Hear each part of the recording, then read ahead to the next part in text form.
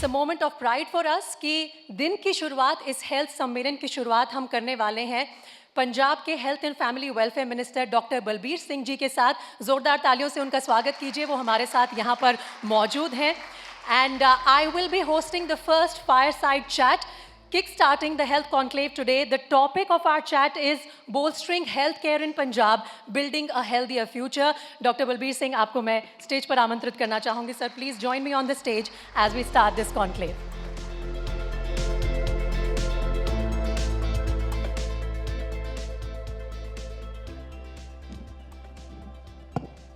Sir, thank you so much. It's a pleasure having you with us here this morning. और हम क्योंकि शुरुआत ही पंजाब के हेल्थ इंफ्रास्ट्रक्चर पर फोकस करके कर रहे हैं, it's an interesting moment for your government. 2.5 साल हो गए हैं, उतना ही समय बाकी है। एक विजन होता है हर सरकार का, हर हेल्थ मिनिस्टर का अपने स्टेट के लिए। कितना कुछ आप अभी तक अचीव कर चुके हैं in terms of making Punjab a world class health hub, और आगे के लिए आपका क्या विजन है सर? नमस्कार to all the viewers of ABP. You see, for Bhagwant Mann government, for Punjab government, health is the top priority. So we have 3 priorities: health, education and employment for youth. So सेहत, शिक्षा, रोजगार, ये हमारी 3 प्राथमिकता है। और सेहत के क्षेत्र में हमने बहुत सारे नए इनिशिएटिव लाए हैं जो हमारे दिल्ली में थे, लेकिन पंजाब में उनकी कमी थी। Health is given at 3 levels. One is primary care, secondary care and tertiary care. Primary care deals with 90% of the people. जो किसी को छोटी मोटी प्रॉब्लम है गांव में, मोहल्ले में, खांसी, जुकाम, बुखार, ब्लड प्रेशर, शुगर, ये वाली जो बीमारियां हैं, तो this was a neglected field. इसमें किसी भी सरकार ने सिस्टमेटिकली काम नहीं किया था। सो जो भगवंत मान गवर्नमेंट का आम आदमी क्लिनिक का मॉडल है, इट्स ए सुपर हिट। तो हमने 842 अभी तक हमने आम आदमी क्लिनिक बनाए हैं, जिसमें 9 सितंबर को 2 करोड़ लोगों ने वहाँ से दवाई लिया। 2 crore, it's a very big number. उसमें से 90 लाख जो है, 90 लाख जो है वो यूनिक पेशेंट्स जो कम से कम एक बार हमारे हॉस्पिटल में, हमारे मल्ला क्लिनिक में आए हैं। और 1 करोड़ 10 लाख वो लोग हैं जो हाइपरटेंशन के हैं, डायबिटीज़ के हैं, जिनको कोई क्रॉनिक डिजीज़ है और उनकी रीविजिट्स होती हैं और वो बार बार आते हैं। तो इसमें एक और बड़ी बात ये रही कि इसमें जो औरतें हैं, मतलब वो 55% है। अगर आप जनरल किसी भी हॉस्पिटल का डाटा लेने जाओगे ना, district hospital, sub division hospital, वहाँ औरतों की गिनती 20-25% से ज़्यादा नहीं है। तो क्योंकि this service is available to close their home, उनके घर के पास है, वो औरतें जब भी उनको समय मिलता है जाके दवाई ले लेती हैं। तो कहीं ना कहीं इससे जेंडर जस्टिस वाली बात भी है, जेंडर इक्वालिटी वाली बात भी है। और इसमें 20% लोग वो हैं जो बुज़ुर्ग हैं, जो कहीं नहीं जा सकते। So these are the neglected sections. बच्चे हैं इसमें तकरीबन 11%, 11% बच्चे हैं। तो बच्चों में एनीमिया है, बच्चे की डेवलपमेंट नहीं हो रही है, बच्चे का पढ़ाई में मन नहीं लगता, उसकी ग्रोथ ठीक हो रही है, स्टंटिंग या वेस्टिंग तो नहीं है, अंडर न्यूट्रिशन, ओवर न्यूट्रिशन वाली बात तो नहीं है। तो ये और सारा हमारा डिजिटल मॉडल है। ये सबके पास, चाहे डॉक्टर हो, क्लिनिकल असिस्टेंट हो, फार्मासिस्ट हो, सबके पास लैपटॉप है। So the entire data is online. Daily मुझे पता चल जाता है कि तकरीबन 59,000 60,000 लोग हर रोज़ दवाई लेते हैं। सो आई नो कि आज हाई ब्लड प्रेशर के कितने पेशेंट्स थे, प्रेग्नेंट लेडीज़ कितनी आई, बुजुर्ग कितने आए, बच्चे कितने आए, फीवर के केस कितने आए, डायरिया के केस कितना आए। So I have a fair idea from the state के बुखार कहाँ हो रहा है, डेंगू का रिस्क कहाँ पे है, डायरिया कहाँ पे हो रहा है, कॉलरा तो नहीं है, मतलब उसमें हेपेटाइटिस ए तो नहीं है। ये डिजिटाइजेशन ऑलरेडी हो चुका है, ये सारा डेटा आपके पास आ जाता है। This is from day one, it's a totally digitise model, it's totally digitise, online है इसका सारा। और पेशेंट को एडवांटेज ये है कि पेशेंट पटियाला में है, उसको कोई शादी पे अमृतसर चला गया, उसको दवाई नहीं ली उसने, तो वहाँ जाके ही can go to the doctor, अपना नंबर बता के, अपना और मोबाइल नंबर से ही कैन टेल हिम कि मेरी हिस्ट्री क्या है, मैं कौन सा दवाई ले रहा हूँ। So anywhere in India actually he can, the patient can assess his data, his reports. तो ये पहली बार है कि प्राइमरी केयर में हमने टेस्ट करने शुरू किया है। 38 टेस्ट, 80 मेडिसिन। और एक नैरोबी कीनिया में एक ग्लोबल समिट हुआ था जिसमें 85 कंट्री आए थे। उसमें जो ग्लोबल हेल्थ सप्लाई चेन के बारे में हुआ था, उसमें जो पंजाब का ये मॉडल था, इसको नंबर 1 मतलब उन्होंने माना कि this is number 1। I think that deserves a round of applause. It's a huge achievement. Last mile delivery of drugs, जो लोग जहाँ बैठे हैं, जहाँ आपको कभी अभी आप अगर हरियाणा के किसी डिस्पेंसरी में जाएंगे जहाँ तो उसकी बिल्डिंग गिरने वाली होगी, सफाई नहीं होगी, तो उसमें डॉक्टर नहीं होगा, डॉक्टर होगा तो दवाई नहीं होगी, टेस्ट तो होते नहीं हैं वहाँ पे। तो इसमें सारा कुछ है अंडर वन रूफ। तो इसके साथ साथ जो नया इनिशिएटिव भगवंत मान गवर्नमेंट का है, CMD योगशाला, उसमें अभी आज की डेट में 2 लाख लोग गांव में, हर सिटीज़ में, ऑल मेजर सिटीज़, जैसे पटियाला में 30 जगह पे, अमृतसर में 40 जगह पे, इसी तरह लुधियाना में लोग योगा करते हैं। सुबह योगा करते हैं, उनको न्यूट्रिशनल गाइडेंस देते हैं। We have the train teachers, 1 साल की उनकी ट्रेनिंग है और उनको हम खुद ट्रेनिंग दे के उनको भेजते हैं। सो ये prevention of disease and promotion of health. और दूसरी बात यह है कि जो एलोपैथी है, जो मैं खुद एक एलोपैथी का डॉक्टर हूँ, मैं खुद कह रहा हूँ ये कि 2 तरह की डिजीज़ होती है। एक होती है फिजिकल, कोई बैक्टीरियल इन्फेक्शन हो गया आपको, कोई किसी का फ्रैक्चर हो गया, मतलब कोई कैंसर हो गया, कोई बीमारी हो गई आपको। एक होती है मेंटल डिसऑर्डर्स, और जैसे हार्ट अटैक भी है, उसमें जहाँ माइग्रेन है, इरिटेबल बाउल सिंड्रोम है, बहुत सारी बीमारी है जिसको हम साइकोसोमेटिक कहते हैं। उसके लिए जो हमारा आयुर्वेद है, that is much more superior. तो हम दोनों का एक बैलेंस, होलिस्टिक अप्रोच आप प्रमोट करते हैं। This is about primary care. दूसरा हमने काम ये किया कि जो हमारे सेकेंडरी केयर है, जिसमें district hospital, sub division hospital और कम्युनिटी हेल्थ सेंटर, जो 30 बेडेड हॉस्पिटल हैं वो आते हैं, उसमें उनका हमने इंफ्रास्ट्रक्चर बेटर किया। उसमें हमने एक्सरे, अल्ट्रासाउंड सभी में दे दिया। We have 163 CHCs, 41 sub division hospitals, 23 district hospital सब ने। और जो डिस्ट्रिक्ट हॉस्पिटल हैं उसमें CT स्कैन भी है और बहुत सारे में MRI भी है। तो उसमें टोटल डायग्नोस्टिक्स और जो सर्जरी होनी है वो सेकेंडरी केयर में हो जाएगी। इस तरह से करके जो हमारे मेडिकल कॉलेज हैं, they are providing tertiary care. उसमें कार्डियोलॉजिस्ट है, न्यूरो सर्जन है, ब्रेन की सर्जरी होनी है, हार्ट का स्टेंट पड़ना है, इंडोक्रोनोलॉजिस्ट हैं, तो वो हमने टर्शरी केयर में। तो हमने इसको इस तरह से सारा डेवलप किया है कि जो एक एम्स की स्टडी आई थी कि जो ज़्यादा लोग हैं ना जी, वो out of pocket expenses on health की वजह से गरीबी रेखा के नीचे चले जाते हैं। सपोज कोई आदमी का एक्सीडेंट हो गया जी, अच्छा खासा है, उसके पास गाड़ी भी है छोटी मोटी, उसका घर भी है, सारा कुछ है। अगर वो उसको 1 महीना ICU में रहना पड़ता है तो 50,000 वहाँ का रोज़ का खर्चा है, 15 लाख रुपए, वो उसके 20-25 लाख रुपए लग जाते हैं और वो आदमी कर्जाई हो जाता है, उससे बाहर नहीं आ पाता वो। सो कम से कम पंजाब के लोगों को हमारी सरकार आने के बाद 1,000 करोड़ का आउट ऑफ पॉकेट एक्सपेंसेस उनके बचे हैं मालूम है। तो ये कुछ हमारे इनिशिएटिव हैं। एक जो हमारी भगवंत मान गवर्नमेंट ने नया इनिशिएटिव है, आपने सुना होगा, उसमें सड़क सुरक्षा फोर्स है। आपने देखा होगा जब भी आप ट्रैवल करते हो कि हर 20, 25, 30 किलोमीटर पे एक गाड़ी खड़ी होगी, हाईलक्स की गाड़ी है, उसमें ट्रेंड पर्सनल है। उसमें कोई एक्सीडेंट हो गया, उसकी जो ऑटोमेटिक गाड़ियाँ, इनके डोर्स जाम हो जाते हैं, उसको उनके पास गैस कटर भी है, तो वो तकरीबन 6 और 8 मिनट के बीच नियरेस्ट हॉस्पिटल पहुँचा देते हैं। तो उसके साथ हमारा एक तो हमारी 108 जो एम्बुलेंस है, उसमें हमने नई जो है 58 एम्बुलेंसेस दी हैं, स्टेट ऑफ द आर्ट, उसमें ट्रेंड स्टाफ है। इसके साथ हमने क्या किया कि जितने गवर्नमेंट हॉस्पिटल हैं और प्राइवेट हॉस्पिटल हैं उनको हमने पैनल कर लिया। मतलब इसको हम फरिश्ते स्कीम कहते हैं कि जो आदमी पेशेंट को हॉस्पिटल लेके जाएगा उसको 2,000 रुपया सम्मान राशि दी जाएगी और उससे कोई सवाल नहीं पूछा जाएगा। अगर वो खुद विटनेस बनना चाहे तो बन सकता है, उसको पुलिस अरेस्ट नहीं करेगी, उसको दवाई लेके आने के लिए नहीं कहेंगे। हॉस्पिटल को पेशेंट पंजाब से हो, किसी और सूबे से हो और किसी देश से हो, अगर पंजाब में एक्सीडेंट होता है जो उसका प्राइवेट हॉस्पिटल में हो, फोर्टिस जैसा हॉस्पिटल है, अगर वो नियरेस्ट हॉस्पिटल में गया है, उसका चाहे खर्चा 10,000 का हो, 10 लाख का हो, वो पंजाब सरकार देगी, सबके लिए फ्री है। दैट्स फैंटास्टिक, क्योंकि रोड एक्सीडेंट के विक्टिम्स को हेल्प करने से लोग कतराते हैं। 30% मोर्टेलिटी हमारी कम हुई है। मैं recently I met the union health minister and he was impressed with this. मैंने कहा ये पूरे देश में लागू होनी चाहिए। बहुत सही सुझाव है, बिल्कुल पूरे देश में लागू होना चाहिए, खासतौर पर रोड एक्सीडेंट्स को हेल्प करने से लोग कतराते हैं। सर, आपने प्राइमरी और सेकेंडरी लेवल पर जो स्वास्थ्य सुविधाएं हैं उनके बारे में बताया। एक अलग चुनौती ये है कि उन सुविधाओं को हर नागरिक तक पहुंचाना, ये दोनों अलग चुनौतियां हैं। इसे आप कैसे देखते हैं? और इसमें जो पंजाब में मोहल्ला क्लिनिक या आम आदमी क्लिनिक का कॉन्सेप्ट है वो कितना एफिशिएंट साबित हो रहा है? बहुत उसका बहुत बड़ा रोल है, क्योंकि हमारे जैसे मैंने बताया 800 बटालियन, उसमें से 312 जो है वो शहर में है, बाकी सब गांव में है।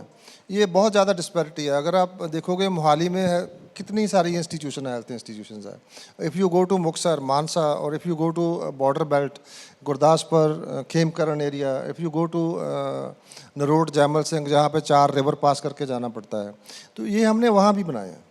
ये दे आर इवनली डिस्ट्रीब्यूटेड। हमने जीपीएस के साथ जो है every 5 kilometre in villages you will find Aam Aadmi clinic, in cities like Ludhiana every 1 kilometre और half kilometre you will find Aam Aadmi clinic.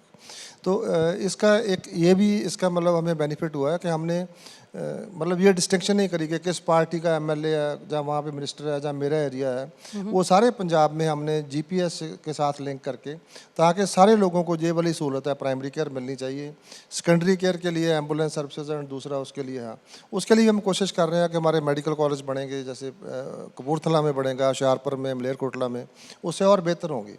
लेकिन अभी जो आप कह रहे हो ना जी, जो डिस्पैरिटी थी शहर की और गांव के अभी भी में। 60-70% लोग गांव में रहते हैं। हाँ। लेकिन जो 90% हेल्थ सर्विसेज है, जो पर्टिकुलरली जो बेड्स हैं, वो सिटीज़ में है मतलब। तो हम कोशिश कर रहे हैं अभी एटलीस्ट उनको प्राइमरी केयर, और जो कम्युनिटी हेल्थ सेंटर भी है हमारे सारे, वो रूरल एरिया में है मोर देन 50%। सर यहाँ पर एक सवाल जोड़ना चाहूँगी कि प्राइमरी और सेकेंडरी हेल्थ केयर के बाद नेक्स्ट स्टेज आती है एक्सपर्ट अवेलेबल होना प्रदेश में ही।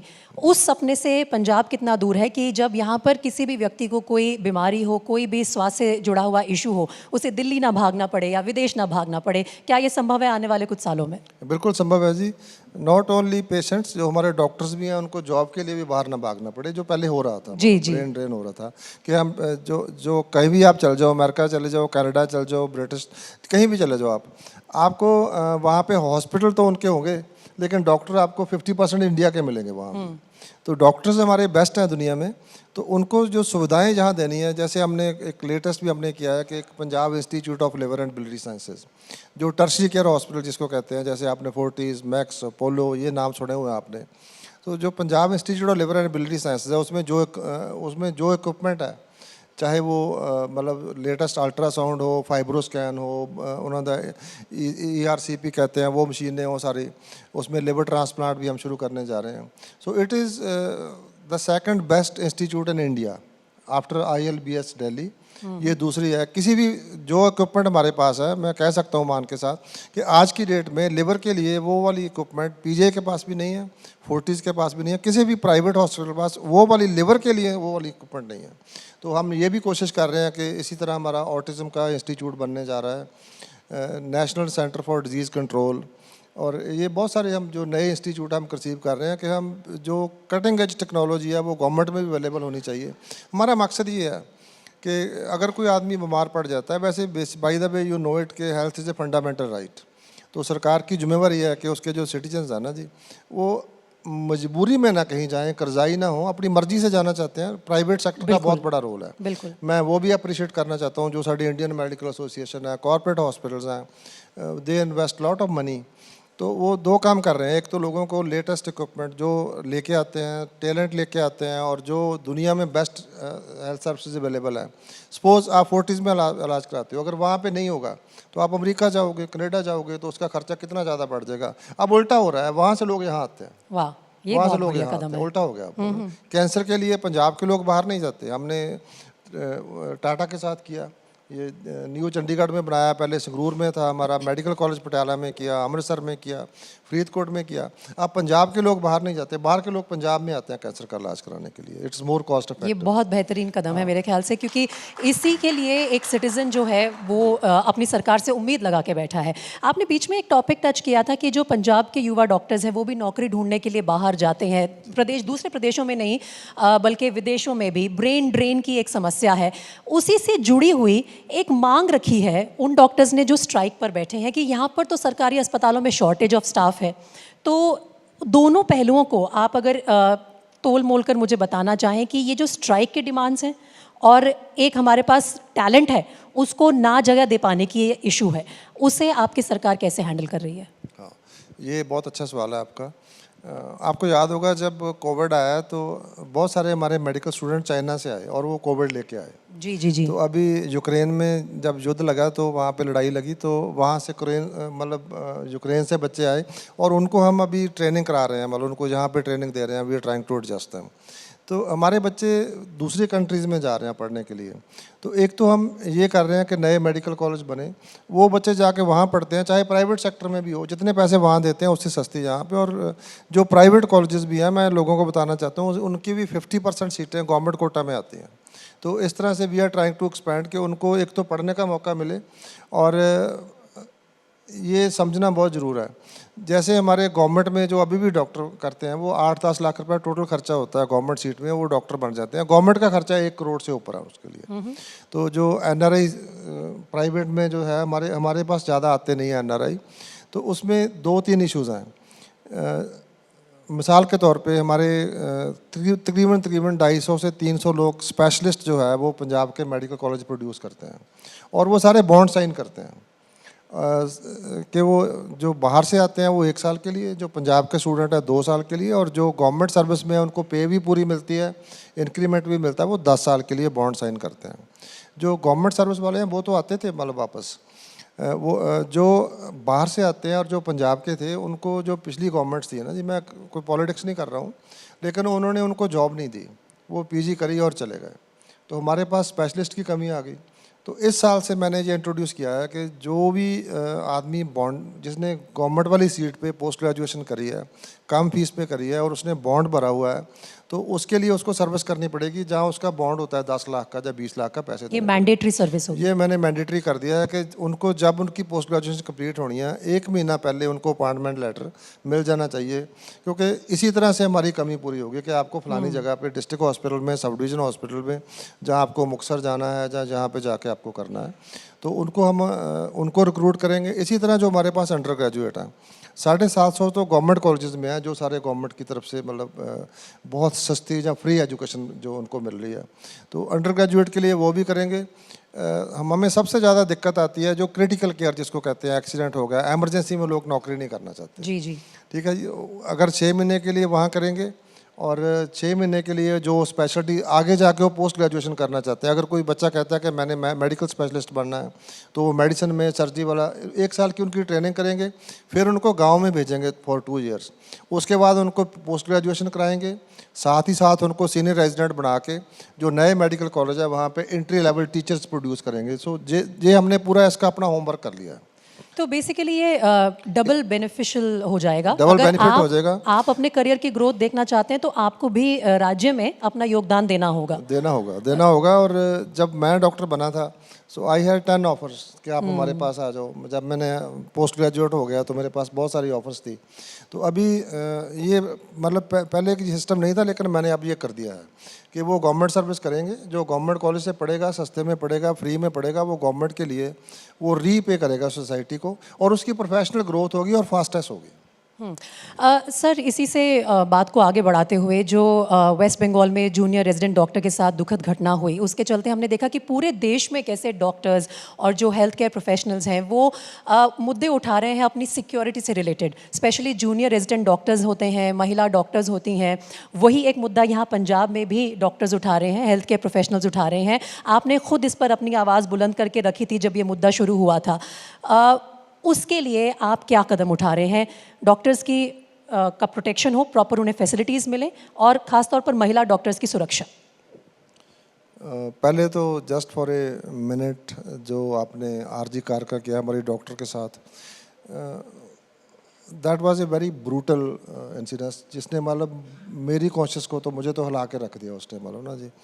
That kind of violence against doctors, और I would say any women, why only doctors, मतलब अगर कोई पत्रकार भी है या कोई टीचर भी है या कोई मतलब जो नॉन एंटिटी भी है उसके साथ ये तो नहीं होना चाहिए, मतलब ना, ये तो नहीं होना चाहिए उसके साथ। मतलब उसके लिए तो मतलब बाकी सब भी कह रहे हैं उनको सज़ा मिलनी चाहिए और जल्दी मिलनी चाहिए, सख्त से सख्त सज़ा मिलनी चाहिए।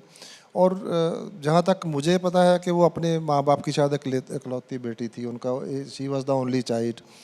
तो कंपनसेशन तो नहीं हो सकती, लेकिन मेरे को लगता है कि सेंट्रल गवर्नमेंट को भी और जो स्टेट गवर्नमेंट है वेस्ट बंगाल गवर्नमेंट को भी कम से कम 5-5 करोड़ रुपया उनको देना चाहिए, मतलब कम से कम, क्योंकि जो बच्ची सारा अगर उसका पूरा लाइफ टाइम होता है, डॉक्टर के पास बहुत पोटेंशियल होता है अपनी माँ बाप की सेवा करती, तो कम से कम वो डिग्निफाइड लाइफ लीड कर सकें, उसके लिए ज़रूर होना चाहिए। मतलब एक तो पहला तो ये हो गया। दूसरा ये है कि वायलेंस अगेंस्ट डॉक्टर्स बहुत कॉमन हो गया, it's very common, verbal abuse, physical abuse बहुत कॉमन हो गया, which is it reflects very poorly on the governments, it also reflects very poorly on the society. हम सब के लिए चिंता का विषय होना चाहिए। As far as Punjab government is concern, जब से हमारी गवर्नमेंट आई है तो उसमें ऑलरेडी पंजाब में एक लॉ है prevention of violence against medical personnel, उसमें चाहे डॉक्टर हो, नर्स हो, कोई भी हो, चाहे क्लास 4 हो हॉस्पिटल का, जो भी हॉस्पिटल में काम करता है, अगर कोई वायलेंस करता है तो उसकी फिर बेल नहीं होती उसमें, मतलब। तो अभी तक जितने भी केस हुए हैं, और दूसरा हमारा प्रॉम्प्ट एक्शन है, जैसे नवांशहर में मुकंदपुर में हुआ था, हमने उसको अरेस्ट भी कर लिया और वो सेक्शन भी लग गया। एक डेरा बसी में, I want to send a very strong message, मैं लोगों को बताना चाहता हूँ कि जो भी हॉस्पिटल में आके वायलेंस करेगा उसको बख्शा नहीं जाएगा, उसकी जमानत भी नहीं होगी। हाँ, हमारे लिए हॉस्पिटल में ना तो डॉक्टर वीआईपी है, ना कोई हेल्थ मिनिस्टर वीआईपी है, ना कोई मिनिस्टर वीआईपी है, ना कोई एमएलए, ना कोई पत्रकार। हमारे लिए अगर वीआईपी हॉस्पिटल में आया तो पेशेंट है वो।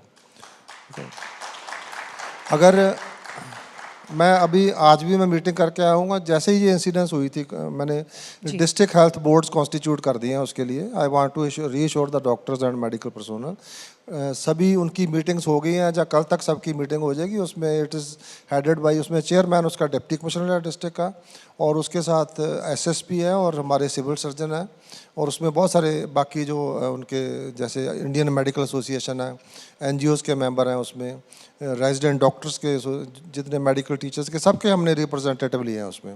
वो डिस्ट्रिक्ट हेल्थ बोर्ड है, वो मॉनिटर करेंगे कि कितने सीसीटीवी कैमरे लगने हैं, कि कहाँ पे ब्लाइंड स्पॉट हैं, लाइट्स लगनी है, कितने सिक्योरिटी गार्ड्स चाहिए। उसके लिए गवर्नमेंट ने, भगवंत मान गवर्नमेंट ने हमें ऑलरेडी फंड्स दे दिए हैं, और बहुत जगह पे होम गार्ड्स भी हमें गवर्नमेंट दे रही है, मान साहब दे रहे हैं।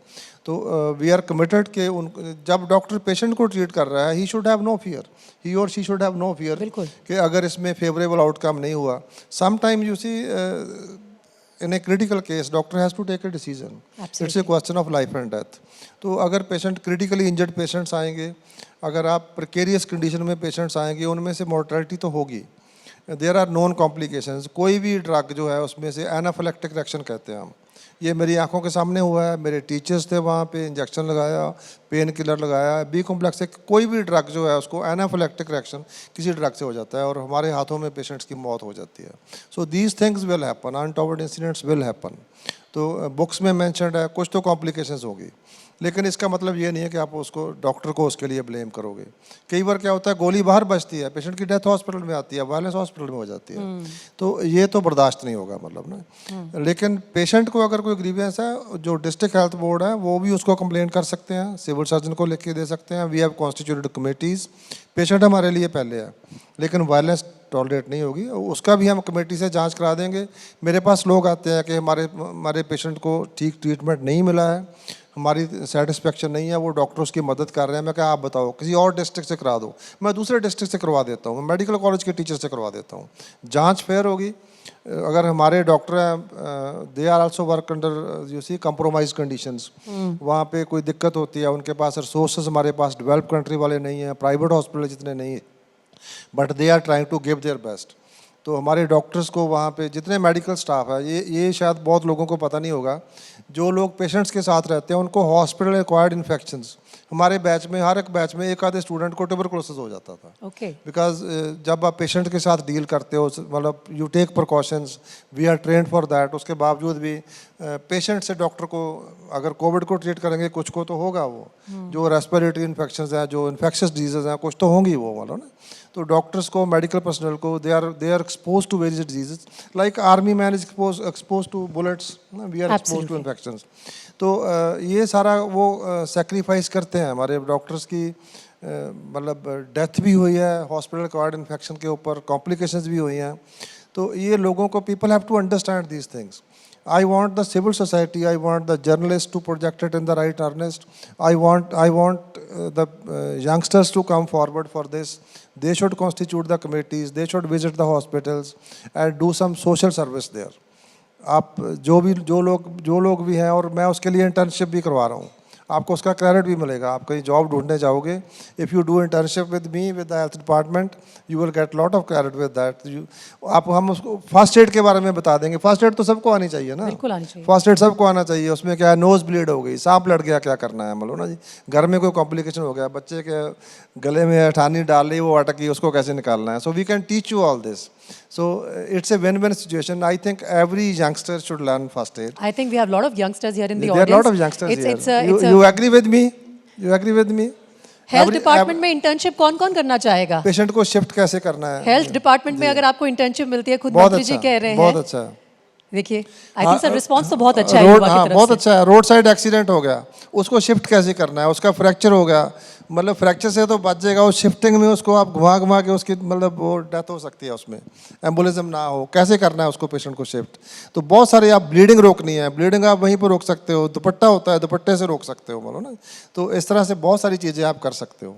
तो ये तो आपको अपने लिए भी सीख लेनी चाहिए. फर्स्ट एड सबको सीखनी चाहिए. आई थिंक इस बात पे तो आप सबको अपलॉड करना चाहिए जो गवर्नमेंट के एफर्ट्स है, including each and every citizen and making them equal stakeholders.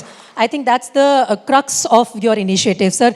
समय थोड़ा कम रह गया है, लेकिन मैं जी बताइए. जो वायलेंस वाला है ना औरतों के अगेंस्ट, देखो कोई भी बीस्ट, वेदर इट्स लाइन या वो क्या कहते हैं उसको, जकाल हो, या जो आजकल चल रहा है वो सारा, और इवन सांप, अब तक that will not attack you till it's provoked. जब तक उसको अटैक नहीं करोगे, वो आपको अटैक नहीं करोगे. The only beast which will attack you without provocation is man, the man of my species. So ये जो बॉयज़ जहाँ बैठे हैं, इनकी ड्यूटी है कि जब भी कोई होता है ना, वहाँ पे खड़ के वीडियो तमाशा नहीं देखना है. वहाँ पे यू शुड कम फॉरवर्ड. जो भी ये एंटी सोशल एलिमेंट्स हैं, जो आजकल बहुत पैटी क्राइम बहुत कॉमन हो गया है, जैसे देख रहे हो आप टीवी के ऊपर के लड़की बालियाँ खींच के ले जाते हैं, पर्स खींच के ले जाते हैं. I think it is time for the society to respond. Everybody should respond in this. I hope the youngsters will do it. I'm sure with the, sort of clarion call coming from people in leadership position, everyone should understand their responsibilities. Sir, quickly मैं आपसे पूछना चाहती हूँ, specific schemes Punjab government की जो हैं वो महिलाओं के लिए और बच्चों के लिए, और ख़ास तौर पर ये हर महिला तक रूरल एरियाज़ में भी कैसे पहुंचाई जाए, whether it's maternal mortality rate और the care of children at early childhood level. ठीक है, ये बहुत अच्छा, बहुत इम्पॉर्टेंट है ये. अगर महिला हेल्दी होगी तो परिवार हेल्दी होगा. तो उसके लिए बहुत ज़रूरी है कि सोसाइटी का एटीट्यूड ठीक होना चाहिए. There should be no discrimination at home. I am sure कि जो आप जैसी, हमारे जैसी फैमिलियाँ, वहाँ तो ये कब के ख़त्म हो चुकी है, लेकिन अभी it exist in the rural side, जहाँ जो मतलब आम फैमिली में बायस है, बेटे के लिए प्रेफरेंस है. तो लड़कियाँ हैं, देखो they are doing much better than boys in studies. IAS वो कर रही हैं, डॉक्टर ज़्यादा बन रही हैं, नर्सेज बन रही हैं, इंजीनियर बन रही हैं, स्पेस में जा रही हैं. बेचारी सुनीता विलियम और वो फंसी हुई हैं वहाँ पे, 2 लड़कियाँ हमारी ऊपर फंस गई हैं जाके. तो जो मेडल जीते हैं, किसने जीते हैं? लड़कियों ने जीते हैं, ज़्यादा लड़कियों ने जीते हैं ना जी. सो अब उनको सप्रेस करना बंद करें, उनका ड्यू रिगार्ड दें उनको.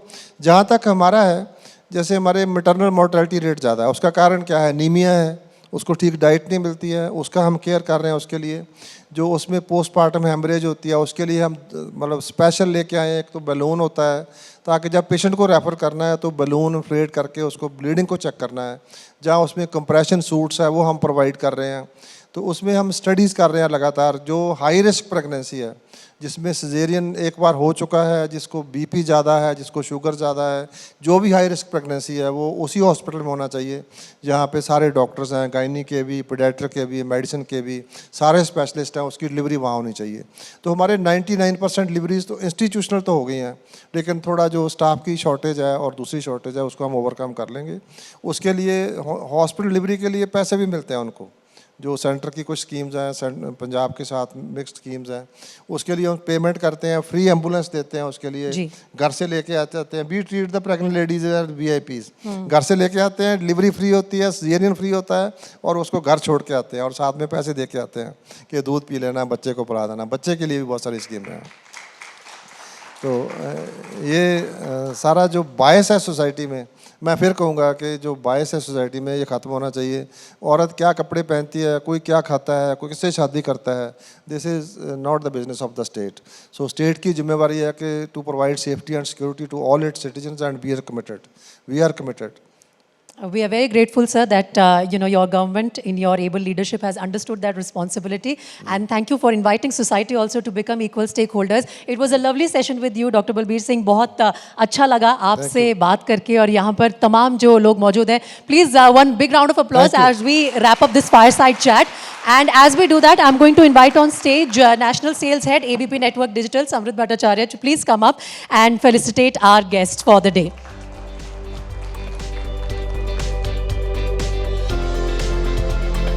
There you go, ladies and gentlemen, the Honorable Minister. Please, as we express our gratitude to him, can we all put our hands together once again? Thank you so much, Dr. Balbir Singh, for providing this health conclave, a perfect start that we were all hoping to get.